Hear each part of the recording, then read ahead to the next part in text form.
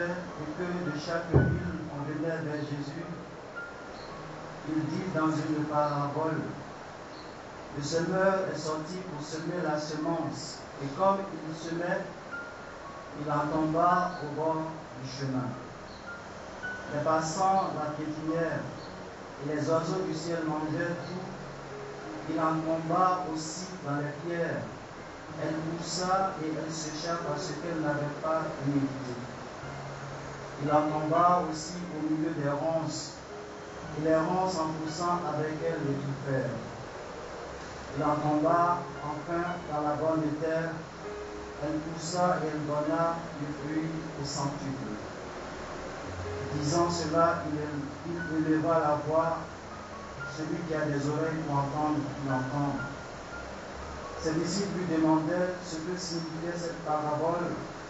Il leur déclara, à vous, il est donné de connaître les mystères du royaume de Dieu, mais les autres n'ont que les paraboles. Ainsi, comme il est écrit, ils regardent sans regarder, ils entendent sans comprendre. Voici ce que signifie la parabole. La semence, c'est la parole de Dieu. Il y a ceux qui sont au bord du chemin, ceux-là ont entendu, puis le diable survient et il enlève de leur cœur la parole pour les empêcher de croire et d'être sauvés. Il y a ceux qui sont dans les pierres, lorsqu'ils entendent, ils accueillent la parole avec joie, mais ils n'ont pas de racines. Ils croient pour un moment et au moment de l'épreuve, ils abandonnent. Ce qui est tombé dans les ronces, ce sont les gens qui ont entendu, mais qui sont étouffés chemin faisant par les soucis, la richesse et les plaisirs de la vie et ne parviennent pas à maturité. Et ce qui est tombé dans la bonne terre, ce sont les gens qui ont entendu la parole dans un cœur bon et généreux, qui la retiennent et portent du fruit par leur persévérance. Acclamons la parole de Dieu. Alléluia, Alléluia, louange à toi, Seigneur Jésus. Alléluia, Alléluia, louange à toi, Seigneur Jésus.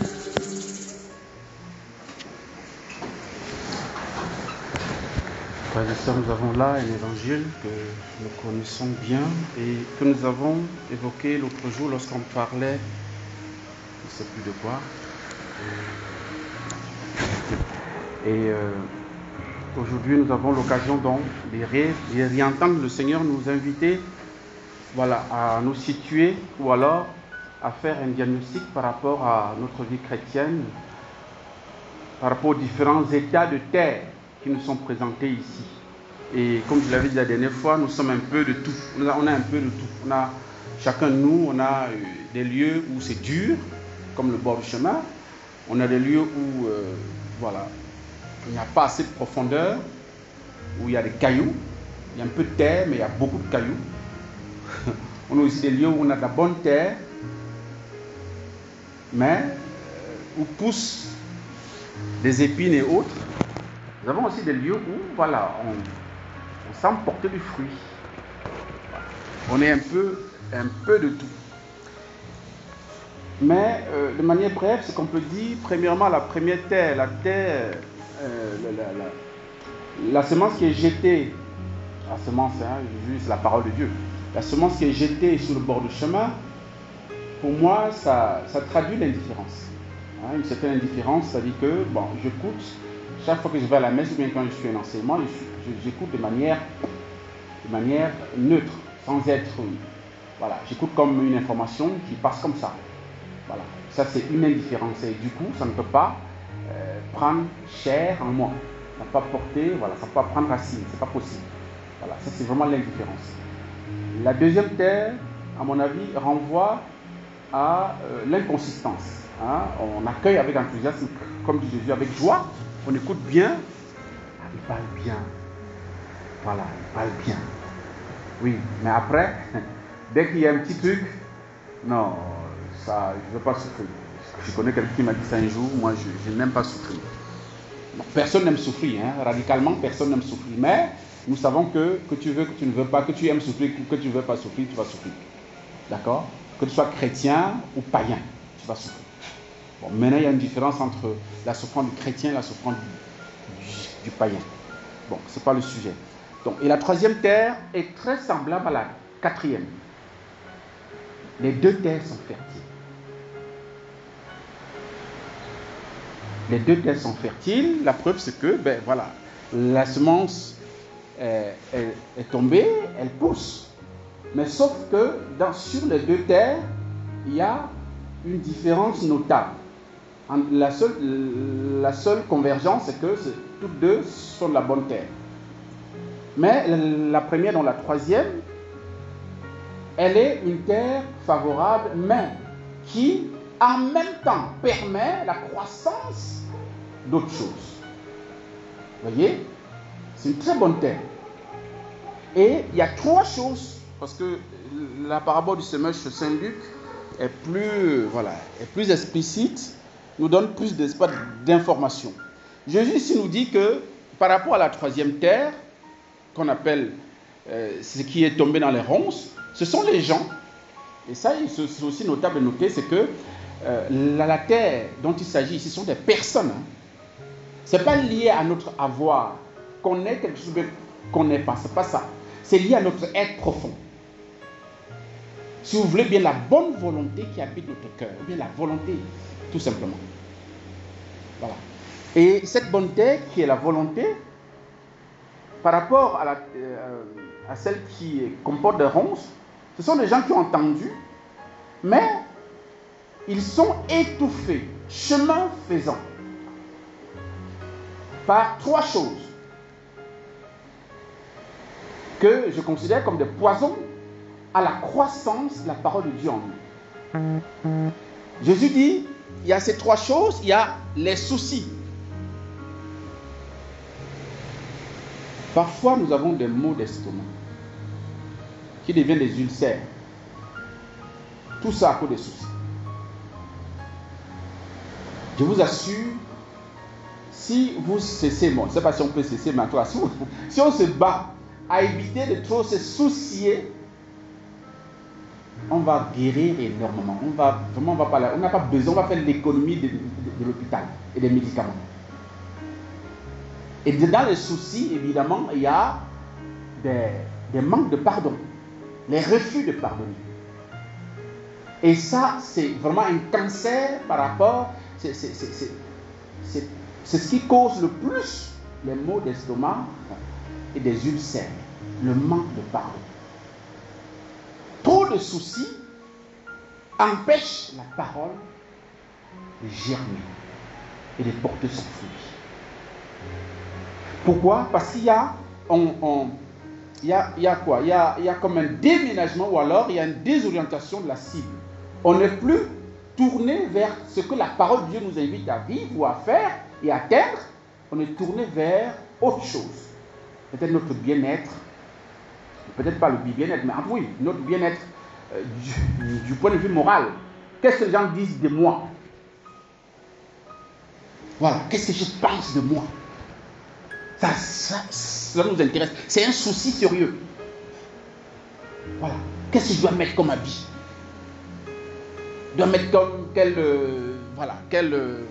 parfum, quelle crème. Vous voyez? Tout ça, ce sont des soucis qui peuvent étouffer l'essentiel. Ça, c'est le premier poison. Deuxième poison que cite Jésus, c'est la richesse, la cupidité, l'amour du gain, de l'argent. On veut tous prospérer, on veut tous être à l'abri du besoin, ce qui n'est pas mauvais en soi, mais est-ce que c'est prioritaire par rapport à la richesse première qui est Dieu? Voilà, il faut qu'on se situe par rapport à ça. Troisième poison, c'est les plaisirs de la vie. Et ça commence en général par la nourriture. Voilà, on aime bien les bons plats. On aime bien la boisson, on aime bien danser, on aime bien ceci, on aime bien cela. Voilà, ça peut aller très loin. Donc tout ça participe donc à l'empoisonnement, si vous voulez, à infecter négativement le sol. N'est-ce pas? La bonne terre que nous sommes appelés à être. Donc, il nous faut nous convertir, frères et sœurs, par rapport à ces trois choses. Il faudrait que chacun, de manière personnelle, fasse le bilan, essaye de voir, est-ce que je suis très soucieux des choses éphémères? Est-ce que je suis cupide? Est-ce que je suis quelqu'un qui recherche beaucoup de plaisir de ce monde? Voilà ce qui fait que la bonne terre, la troisième terre, où les ronces montent, parce que tout ça constitue des ronces, qui empêchent la parole sémée de porter son fruit et de nous transformer de l'intérieur et nous rendre joyeux et heureux. La quatrième terre qui est la bonne, là aussi, il y a trois exigences pour que cette bonne terre puisse accueillir la semence, qu'elle grandisse et qu'elle porte du fruit. La première condition dont Jésus nous donne, il dit, c'est d'abord entendre la parole. Entendre la parole dans un cœur généreux. Voilà. Donc ici, l'écoute est double. Entendre avec les oreilles. Vous savez que c'est ce que Saint Paul dit dans Romains chapitre 10, verset 17. La foi vient de ce qu'on entend, et ce qu'on entend, c'est la parole de Dieu. Ce qu'on entend, la parole de Dieu. Ça passe par les oreilles pour rejoindre d'autres oreilles plus intérieures, les oreilles du cœur. Un cœur généreux, un cœur ouvert, un cœur disponible. Première condition. Et ça peut nous aider à guérir des trois vices dont nous avons cité tantôt. Donc, première chose donc, l'écoute du cœur, qui est fondamentale, qui passe bien sûr de manière chronologique par l'écoute à partir des oreilles. Deuxième critère, deuxième élément très important, Jésus dit, donc, ceux qui reçoivent, les gens qui ont entendu la parole de Dieu dans un cœur bon et généreux, qu'est-ce qui se passe? Il y a un téléphone qui sonne. Dans un cœur bon et généreux, qui la retiennent. Ça, c'est la deuxième étape. Qui la retiennent.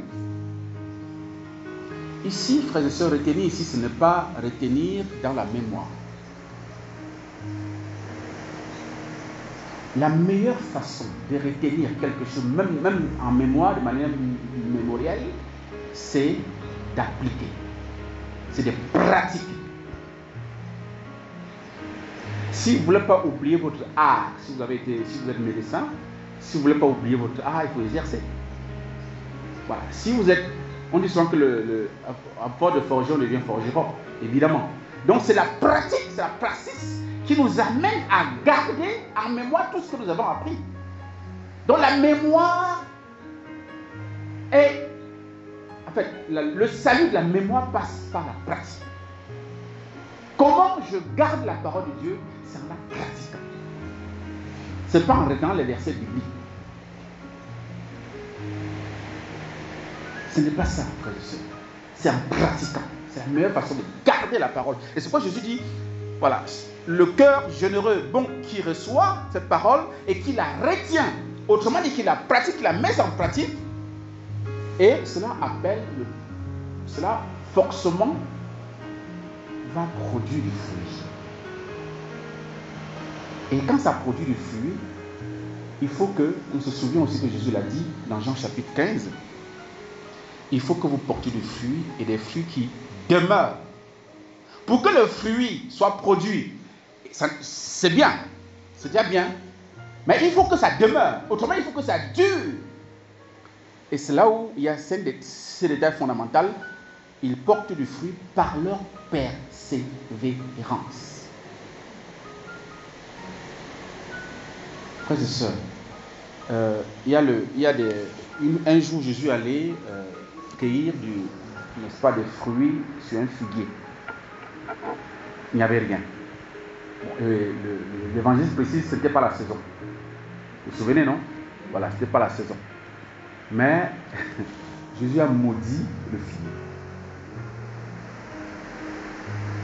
On peut dire, mais c'est pas pour le rapport. Mais le Seigneur, lui, il est Dieu. C'est lui qui a créé le figuier. Avec des saisons où il doit produire et des saisons où il ne doit pas produire. Qu'est-ce qui fait qu'il maudisse le figuier? En fait, c'est une parabole. C'est pour nous enseigner que vous, qui êtes des hommes, vous n'êtes pas des figuiers, vous n'êtes pas des arbres. On a vu ça la dernière fois. On n'est pas des arbres, on est des hommes. Il n'y a pas un seul jour où je dois venir chez vous et marquer du fruit. L'homme doit produire 24 sur 24, 7 sur 7. De janvier à décembre. D'où la dimension de la persévérance dans la productivité des fruits du Seigneur. Nous n'avons pas de congé, les amis. On ne donne pas de vacances à la prière. Voilà. On peut prendre des vacances par rapport au travail, il n'y a pas de souci, mais on ne prend pas de vacances par rapport à la prière. Il y a des gens qui disent que j'étais servant de messe il y a 30 ans. Bon, maintenant, il ne va plus à l'église. Lui, il te rappelle qu'il était servant de messe il y a 30 ans. Non, mais où la persévérance? Bon, on ne demande pas d'être servant de messe chaque jour jusqu'à 60 ans, c'est pas ce qu'on dit. Mais ça servit à quoi d'être servant de messe il y a 30 ans? Si aujourd'hui tu n'es plus avec le Seigneur, si aujourd'hui tu ne vas plus à la messe, tu dis, ah mes enfants, moi j'envoie mes enfants de partir à la messe. Et toi-même alors? Vous voyez? La persévérance est fondamentale dans la productivité permanente, n'est-ce pas, des fruits auxquels le Seigneur nous attend. Et c'est ce que dit Saint Paul à Timothée, n'est-ce pas, dans sa première lettre. Il va l'inviter à ce que nous avons dit pour produire. Il est où dans le texte là? Il est là. Il dit à Timothée, bien-aimé, en présence de Dieu qui donne vie à tous les êtres et en présence du Christ Jésus qui a témoigné devant Ponce Pilate par une belle affirmation, voici ce que je t'ordonne.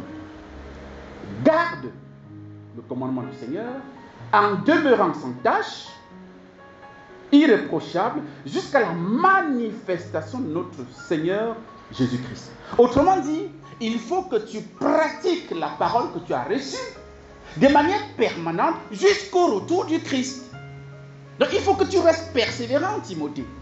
Il ne s'agit pas d'être chrétien pour 2 mois, ou bien pour 3 ans, ou bien pour 6 ans, ou bien pour 10 ans, et on prend sa retraite. Non. C'est un état de vie permanent dans lequel nous sommes entrés depuis le jour du baptême.